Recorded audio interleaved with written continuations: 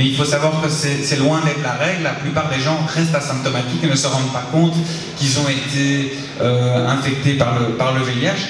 Et puis même quand c'est symptomatique, c'est des fois difficile de savoir que c'est ça. Parce que ça se présente parfois bêtement comme une angine avec un peu de fièvre, un peu de ganglion. Des fois c'est un petit peu plus sévère avec une angine plus sévère ou une éruption cutanée ou de la diarrhée. Mais c'est difficile au quotidien, quand le patient vient chez le médecin traitant, de se dire je pense que c'est une infection par le VIH.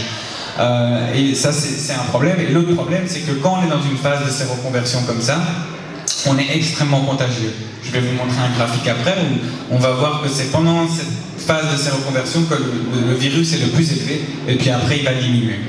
Après cette phase de séroconversion, les gens vont passer dans une phase un petit peu latente, une phase asymptomatique qui peut durer 1 ou 2 ans, voire même une dizaine d'années, pendant laquelle le patient ne va pas se rendre compte, n'est pas contagieux, et si on ne fait pas de test, le patient va rester comme ça et son immunité va chuter petit à petit sans qu'il s'en rende compte, et malheureusement s'il a des rapports, va pouvoir contaminer d'autres personnes. Et finalement, après plusieurs années, va apparaître ce qu'on appelle le sida, le syndrome d'immunodéficience acquise, où l'immunité est tellement basse que vont apparaître des infections opportunistes, que ce soit au niveau des poumons, au niveau du cerveau, vont apparaître aussi des cancers, et finalement, si on ne fait rien, le patient va malheureusement mourir. Donc la première chose qui est très importante, c'est comment prendre la tension artérielle, parce qu'on s'est rendu compte que les différentes prises de tension artérielle sont souvent erronées. On met mal le brassard, on met mal le stéthoscope pour écouter, et donc il faut déjà que le patient soit assis.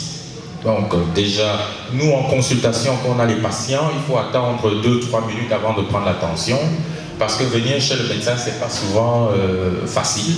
Certains sont stressés à l'entrée, donc prendre une tension artérielle chez un patient qui vient chez vous, immédiatement, elle sera de toute façon un peu élevée. Donc il faut attendre, le mettre en confiance, l'asseoir, discuter avec lui et après prendre cette tension artérielle. Donc vous voyez, le monsieur il est assis et son bras où on va prendre la tension artérielle doit être au niveau du cœur. Parce qu'on mesure la pression artérielle au niveau du cœur. Donc au niveau du cœur, et dans un second temps, il ne doit pas avoir de vêtements serrés, parce que ce qui arrive souvent, c'est que quand vous demandez à prendre la tension, votre patient, il retrousse sa manche et il serre l'endroit où on doit prendre la tension, ce qui va donner une tension basse, alors que normalement elle est élevée.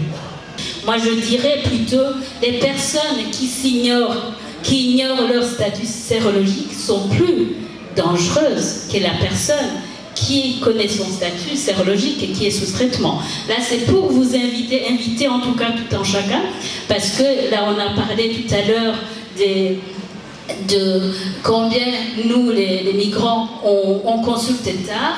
Là, c'est un constat aussi par rapport au VIH-Sida. Ça veut dire qu'il y a beaucoup de personnes qui sont dépistées quand elles sont malades.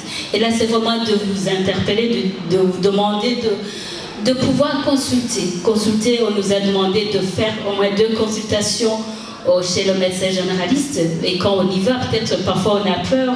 Moi je dirais demander à ce qu'on puisse aussi faire le dépistage du VIH. Je pense que maintenant il y a même d'autres occasions qui sont données pour pouvoir faire le dépistage, et je pense que ça va venir, on aura plus d'occasions dans les jours à venir, parce que je pense que le dépistage hors mur va bientôt en tout cas voir le jour, et là c'est vraiment de vous inviter à pouvoir faire ce dépistage pour qu'on puisse vous mettre sous traitement tôt.